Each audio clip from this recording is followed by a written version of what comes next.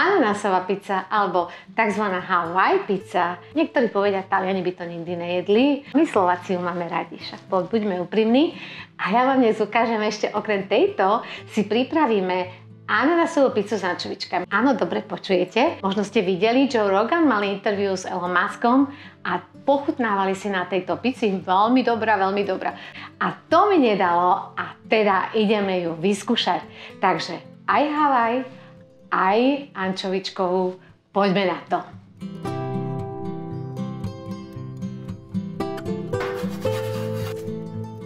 Aký je môj verdikt?